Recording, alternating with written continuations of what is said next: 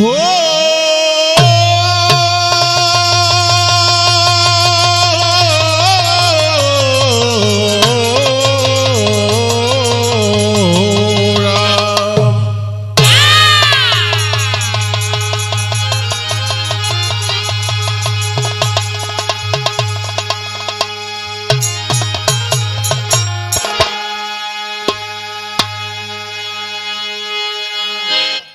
साथियों, क्या बताऊं, कैसे बताऊं। एक दर्द भरा घटना है बाबूजी। ये हमारे बागी बलिया का शहीद नौजवान भाई फौजियों को सत सत नमन करते हुए ये आरभी म्यूजिक भीमपुरा नंबर 1 में भी रहा कर रिकॉर्डिंग चलत बा।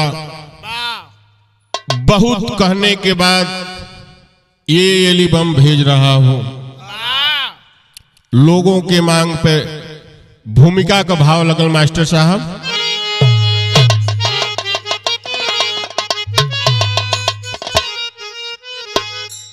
किसी मां की सरहद पर तैनात होकर तिरंगे किसान को बढ़ाता है फौजी। चाहे सर्दी पड़े चाहे गर्मी पड़े, डिप्टी पर अपना एड़ा जमाता है फौजी। भारत माता के दामन में लगे ना ही दागी, मान सम्मान पर अब गोली खाता है फौजी। कि कभी श्यामलाल धन भारत की धरती, नमन है वो ड्यूटी निभाते हैं फौजी।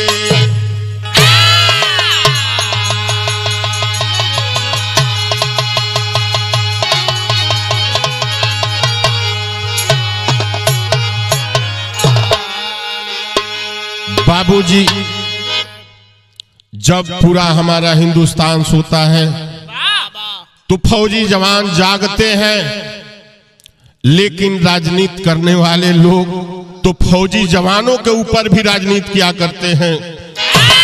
लेकिन आज एक ऐसा घटना बताने जा रहा हूं बाबू कि दिल तो दिल है, कलेजा भी पिघल के मोम बन जाएगा बाबू।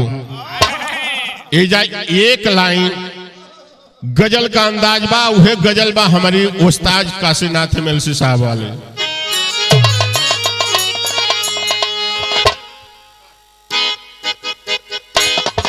अरे जियो लाल,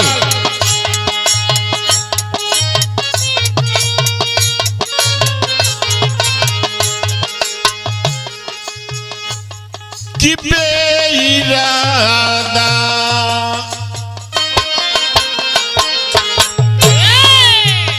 बेइरादा बेइरादा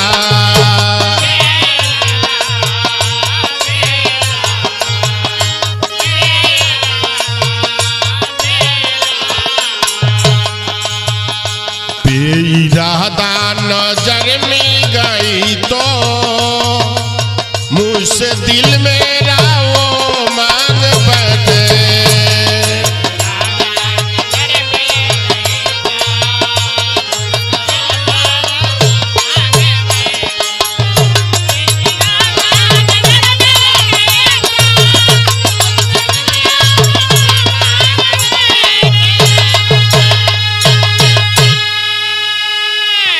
अरे कि बेइरादा नजरे मिल गई तो, बेइरादा नजरे मिल गई तो मुझसे दिल मेरा वो मांग बैठे। बेवफा ना वफादार होता,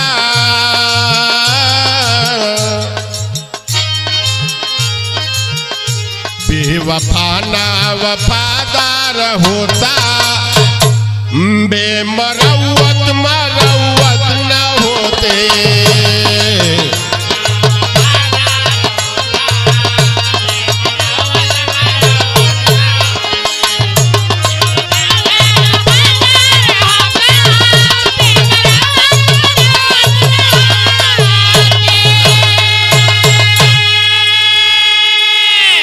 लेकिन साथियों कितना सुंदर कवि जी भाव दिले हवन उन शहीदों के ऊपर।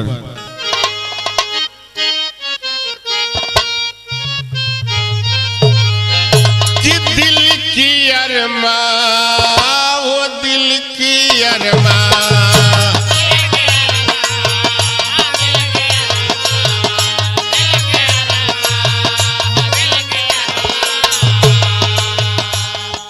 दिल की अरमान अगर मिट गया तो,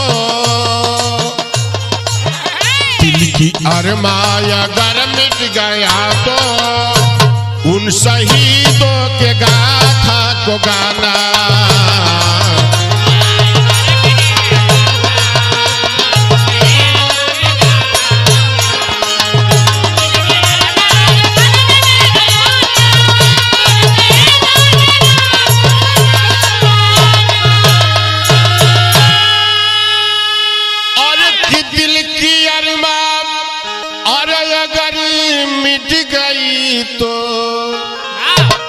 उन शहीदों के गाथा को गाना। देश की फौज टाइट न होती, देश की फौज टाइट न होते, जान जोखिम पड़ता उठाना।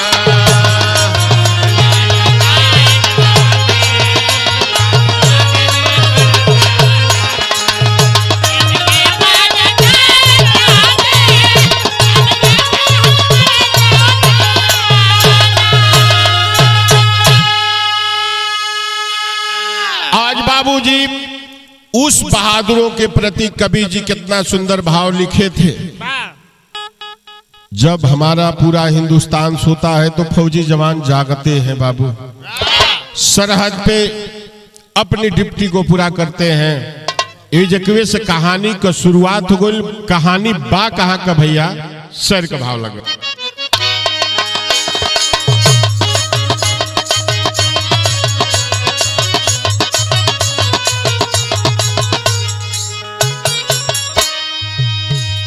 तिरंगा भारती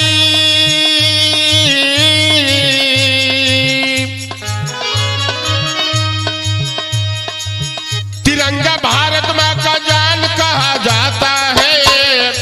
जय हिंद नारे का सम्मान किया जाता है।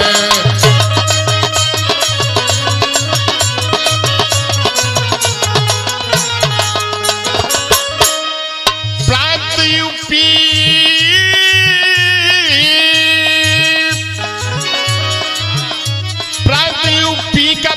बलिया एक जिला है, इतिहास गवाह कहीं किसी से नहीं हिला है।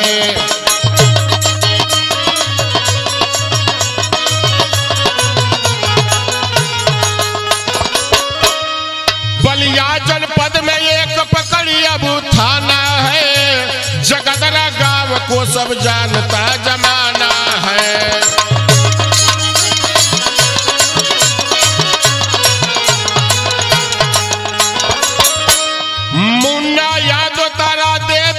छोटा परिवार रहा, बेटा जितेंद्र राणा से ही घरवार रहा।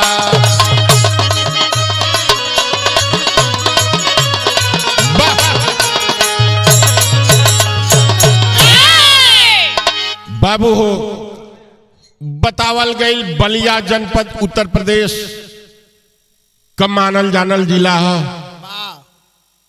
24 घंटा पहले हमार बलिया आजाद हो गई रहल।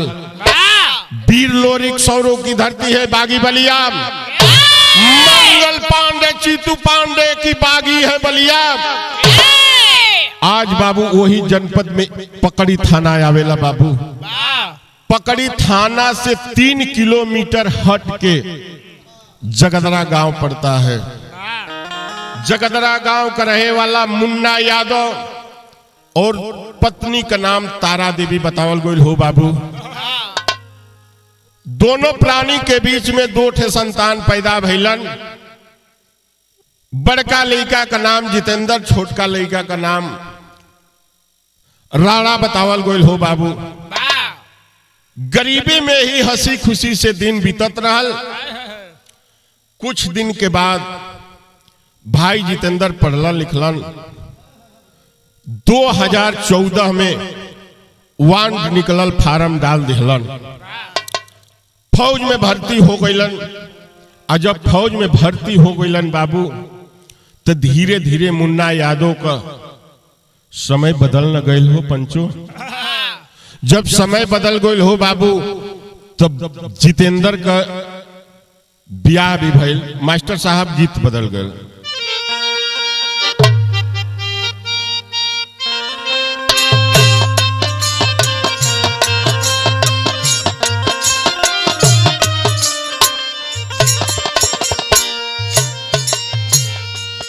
बेटवा जितेंद्र भर्ती भइले फौजिया में, भइले फौजिया में, खुल गईले घरवा के बागजी।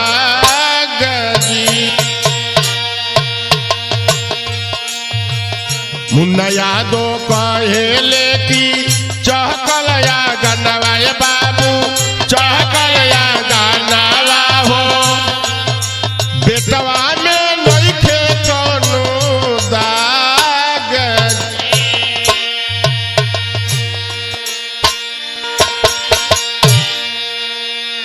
ए बाबू, हम होखी चाहे आप होखा, अमरनाथ भाई केहू होखे, जेकर लइका लायक निकल जाला वो करी बाप महतारी का करेजा दूना हो जाला हो। राम केवल भैया बाबू मुन्ना यादव सोचत हवन कि बेटा हमार फौज का नौकरी पा गई, हमारी लइका में कोनो दाग नहीं खे, नशा पताई कोनो करते नहीं खे।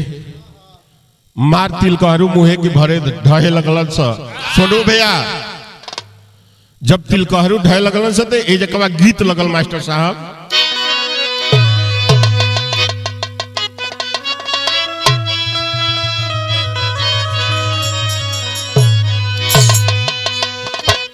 और एक सावन के महीना और सवनैया निकल गली, काला तिल गलवा गोरैया निकल गली। और रस रस झूल ले झूलनवा राधा हो, कदम न मोहे।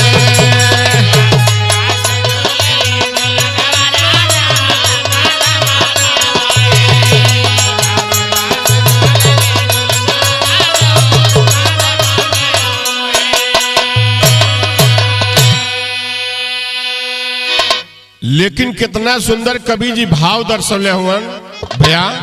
और मुन्ना यादव कहला भवनवा निकल गला, आइले तिलक उमर ललनवा निकल गला। खुशिया में झूमेला गगनवा बाबू हो, मिलल दुल्हन के साथ।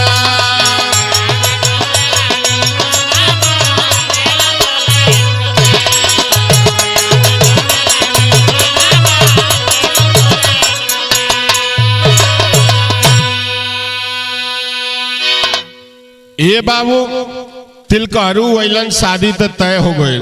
आज जब शादी तय हो गई, शादी भी संपन्न हो के जब दुल्हन घर में आई तो भैल का भैया, अरे शादी का घर में प्रियंका गुजरिया, आ दुल्हन के देखी खुश भइली मतारी।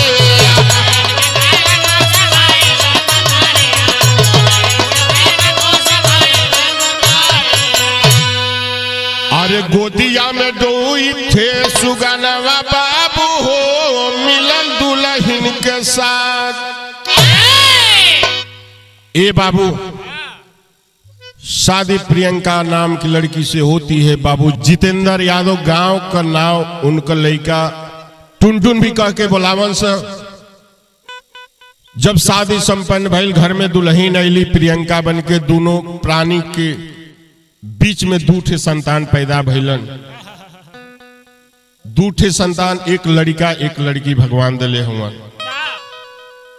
बिरहा में गीत लगल मास्टर।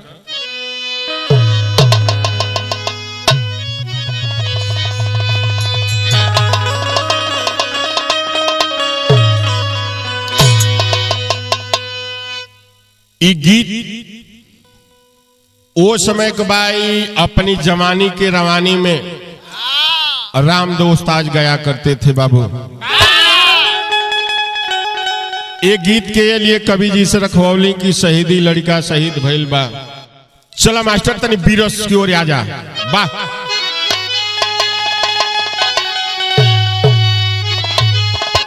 काहे कि बीरस का पुरुआ खोला करुड़ रस। जहां करुड़ रस बा तहां तनी बीरस होखे के चाहे। हो रे के झूलनी पौड़नी और जहाजिया उड़ा दो और हमारे पैजे बना जाई रात चढ़ा दो।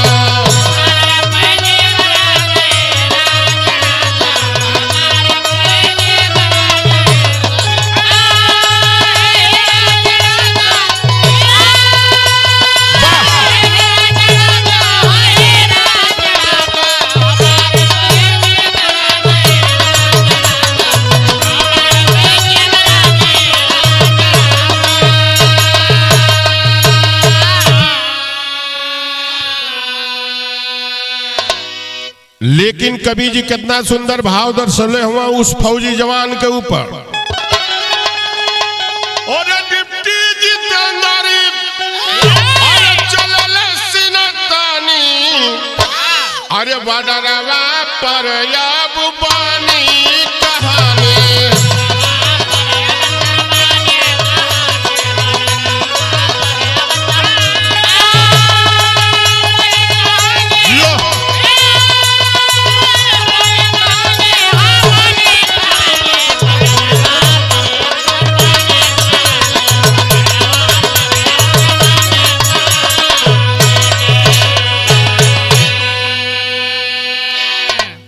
काली प्रियंका सैया छुट्टी लेके आई बा असिस्टी आयंस के मेलवा घूमई बा।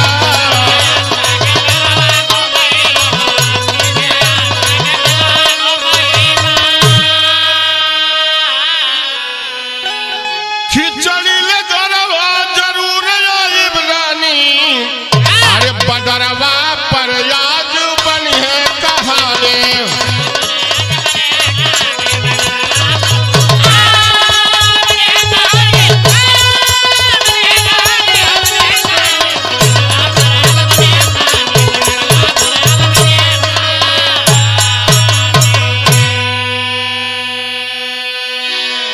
ए बाबू डिप्टी पीरियड कर में रहलन जितेंद्र।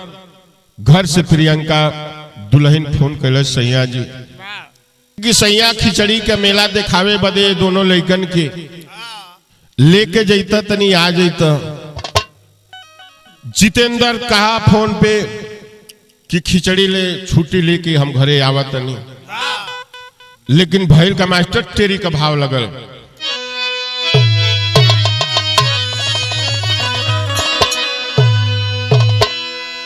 अरे मोरे राम दुलारा भारत माँ का बीरवा अरे दुलारा भारत माँ का हो दुलारा भारत माँ का बीरवा देश से बढ़ के नहीं खे धरती पर कुछ प्यारा यार हो प्यारा यार हो प्यारा।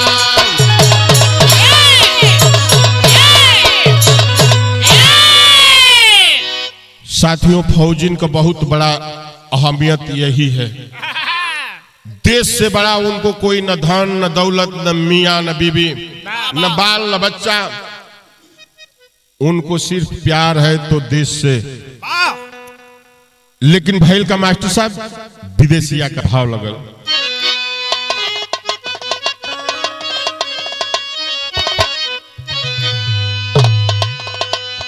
कि 20 दिसंबर के जितेंद्र घरवा आइल रहले। ये बाबू ड्यूटी पर गईले कश्मीर दूर म्यानवा। कि बॉर्डर पर आतंकी हमला के रोक के गईले बाबू। गश्त में गड़िया से चले कुछ जवानवा। ए बाबू, 20 दिसंबर को ही छुट्टी पर जितेंद्र यादव घर पे आए थे। अपने गांव जगदरा घर से घूम के गईलन कश्मीर में ड्यूटी लगल। जब छुट्टी खत्म भई तो कश्मीर पहुंच गलन डायरेक्ट। और जब कश्मीर पहुंचलन तो बॉर्डर पर कुछ आतंकी हमला कैलन। वो हमला के बचावे बदे कुछ गश्त में गाड़ियों के साथ कुछ फौजी जवान जात रहलन। और जब जात रहलन तो भैल का मास्टर कि तबले सोसा चलल छिपे आतंकवादी जंगलवा में। केहू नहीं जानल अब विधि के विधानवा। सोचले न रहले केहू ओइसन होई गईले बाबू। अरे तबले आवे लागल वही घरवा से फोनावा। ए बाबू, गश्ती में जात रहलन कुछ जवान गाड़ियों के साथ। कुछ पता चलल कि कुछ आतंकी यहाँ छिपे हैं बाबू। जब वो पता चलल और जोश रोश में अपन गाड़ी चलावत जात रहलन, तब बीच ही में घर से फोन आवे लगल। घर से फोन बाबू, जितेंद्र की पत्नी प्रियंका का जब फोन आई, वही समय बाबू आनंद फानन में वो फौजी जवान जा रहे थे। फोन उठा के बात करे लगलन। तबले कुदरत का खेल बाबू, एक घटना घट गई। का घटना घटल बा मास्टर साहब? वही जंगल में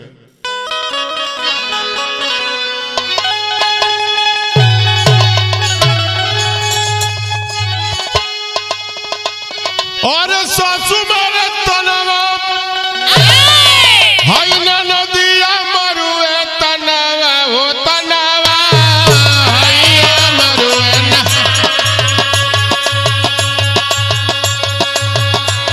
हो तनवा हाय मरुए ना। तो हमारी आगे का बेटी रे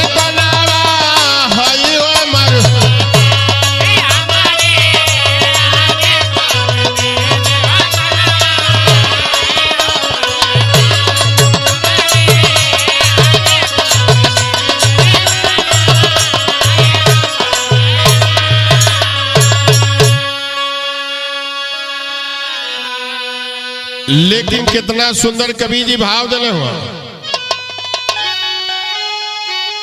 और तेजी से जात रहले और फौजी जवानवा जनवा भलई जई है ना हो जनवा भलई जई है ना हो गरे जले माता के लाला नहवा हो जनवा भलई जई है।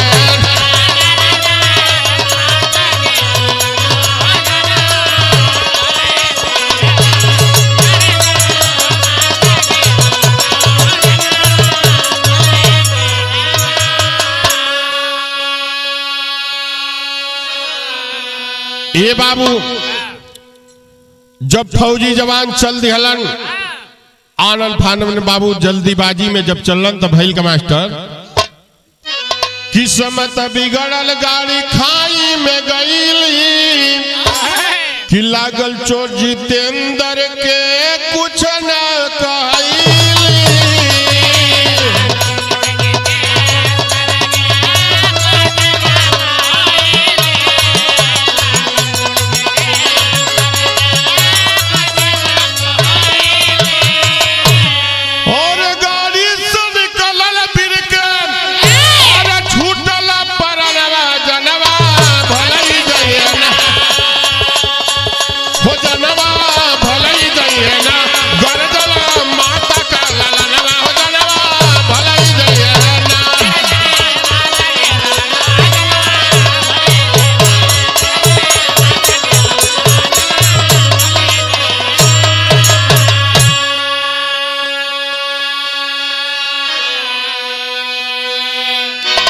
आज बाबूजी ऐसा ही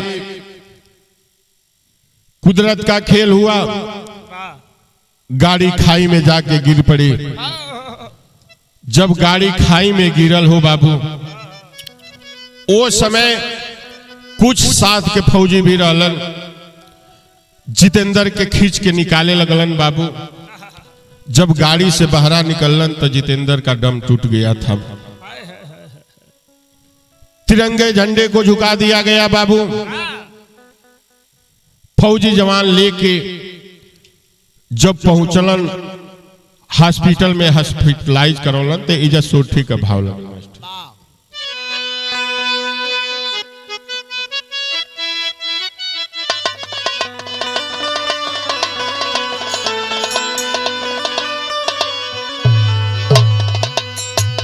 जितेंद्र के डॉक्टर जब मृत घोषित कैले मोरे राम मृत घोषित कैले हो लाश दिहल घर बेजावा नैरा।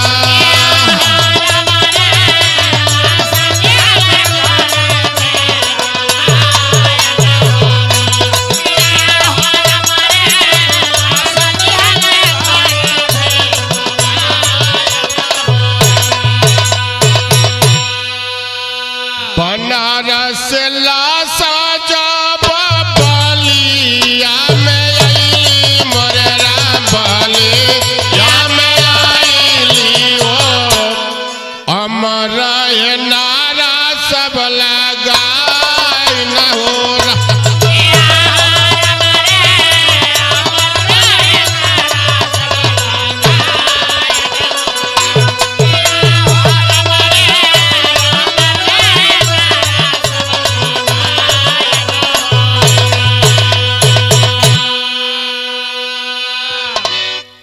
आज बाबूजी उस फौजी की लाश बनारस आती है।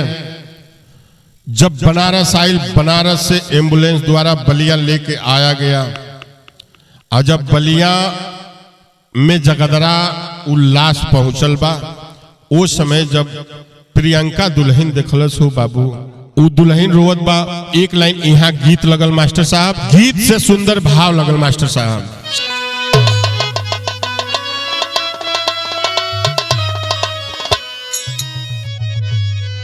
अरे प्रियंका गुजरिया रोवे अरे बैठी मुड़ा तारिया हो कि पियावा हमारे।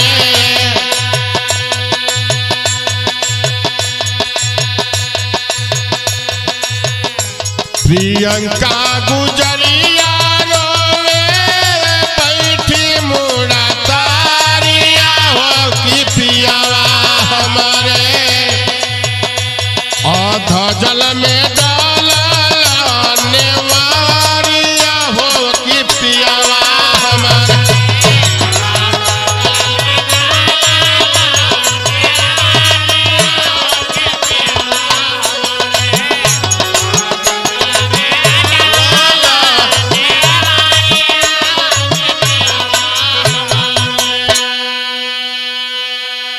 अरे सृष्टि बेटा सके अरे टूटली नेवारिया हो कि पियावा हम सृष्टि बेटा सके टूटल बनवारिया हो कि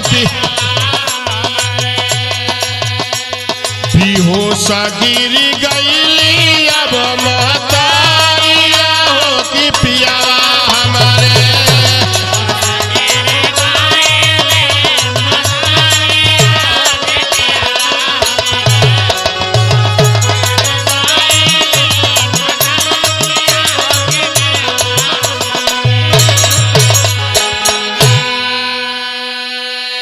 ए बाबू उ दोनों लइकन के लेके प्रियंका औरत है रोवत है साथ में जब मतारी दिखली हो बाबू उल्लास पर देख के गिर के बेहोश हो गई और जब बेहोश हो गई तब बिरहा में आल्हा लगल मास्टर साहब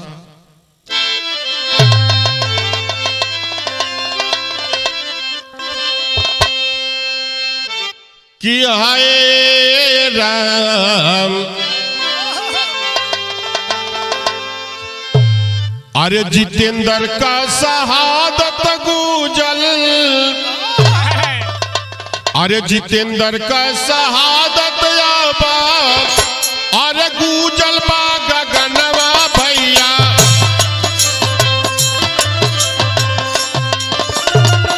आया आया करत जूती गाई ले जावा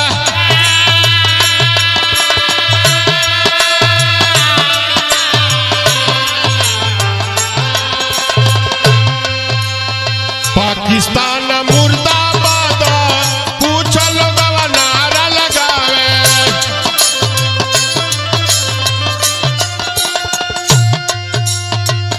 बलिया के डीएम साहब आए उसा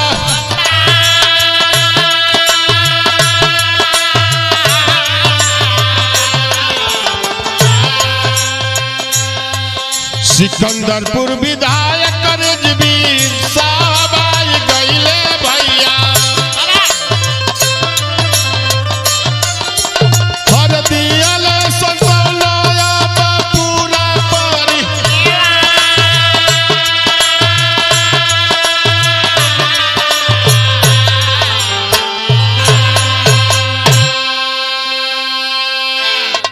ए बाबू फौजी जवान को लेकर के दाह संस्कार की तरफ जब चल दिहलन वो समय सिकंदरपुर विधानसभा के माननीय जियाउद्दीन रिजवी साहब पहुंचे और उस दुखित परिवार को सांत्वना देने का काम किए बाबू और जब लेके पहुंचलन तो भैल का मास्टर आखिरी लाइन खड़ी कर लगा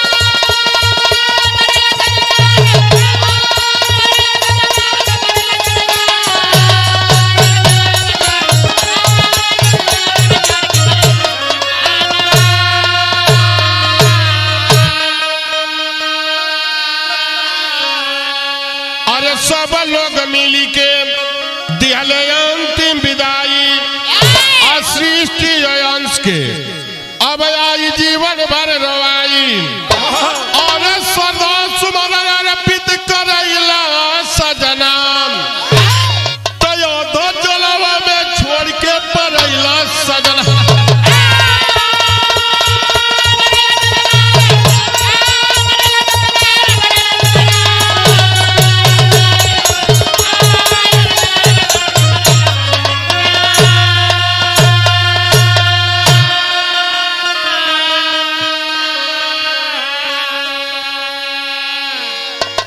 बाबू उस फौजी की लाश को दाह संस्कार किए फौजी जवान भी आई रहलन।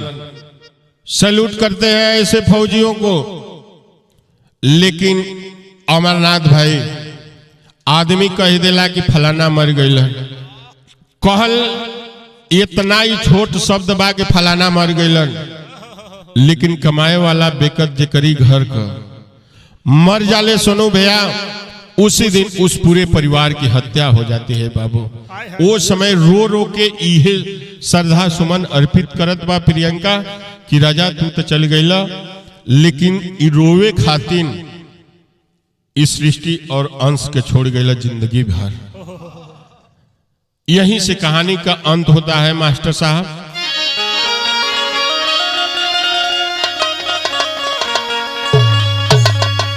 कुसुम प्राग स्वामी जद्दू गुरुदेव पूज्य हमा,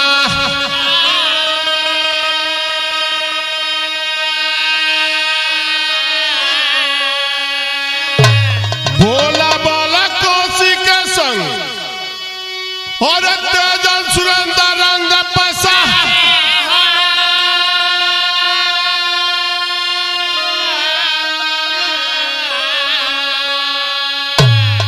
अरे दुलारा भा